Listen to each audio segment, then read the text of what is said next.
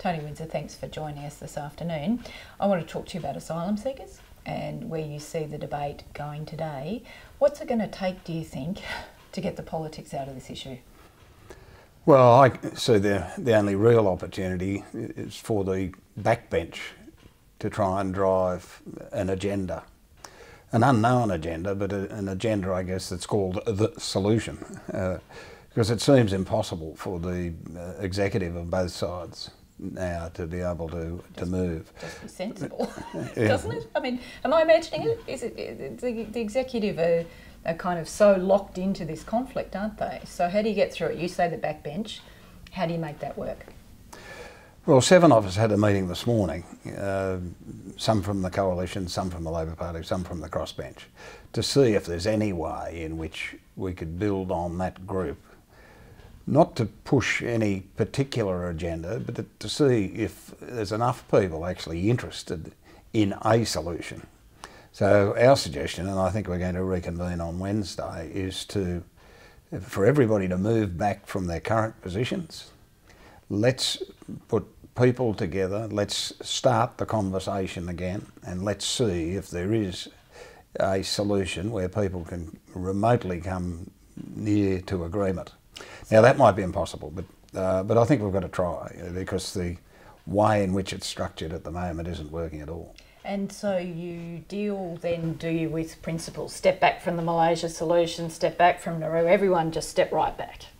Everyone, including Rob Oakeshott, who's got the Bali arrangement. He's got a bill before the House. Everybody just, let's step back. Let's go back to basics. Let's look at the region. Let's look at who's involved. Let's look at where these people are actually coming from.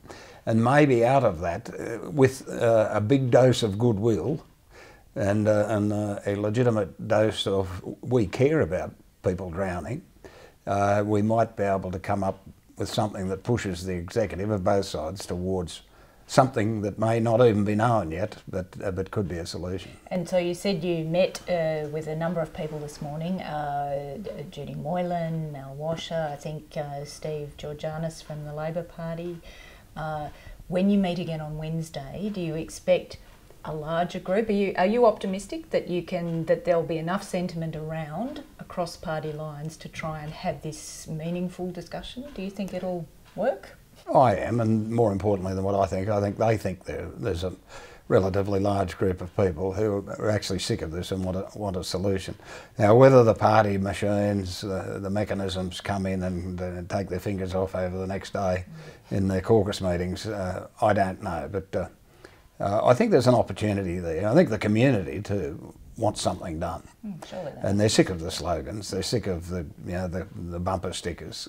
They know that none of them are working effectively, and it looks as though there's not going to be any sort of negotiated settlement between Tony Abbott and Julia Gillard.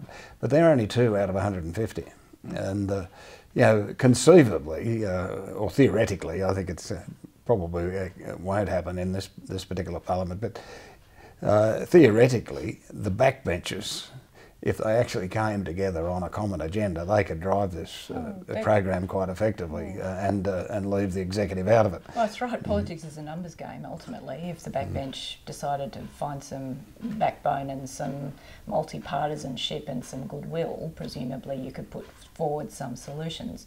But what's your own view, Tony, on what's needed here in order to break the impasse? Rob Oakeshott, as you say, has got the Bali process. What's your own view about what you think might work? Well, I'm reluctant to go there because the very existence of the small group is to give everybody's agenda some room to move. Obviously, it has to be some sort of regional approach.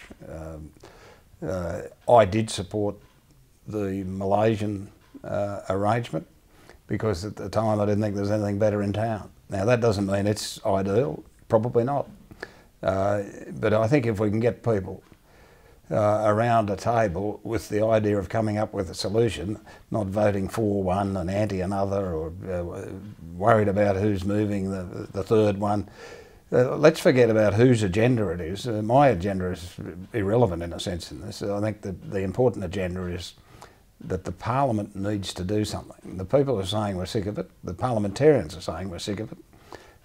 So the way to resolve that is for more than 75 start to stand up and say this is what we believe should happen. Okay, well thanks for joining us, Tony, and we've got party rooms tomorrow obviously, and we'll check back with you Wednesday and see how it's all panning out. Will do. Cheers.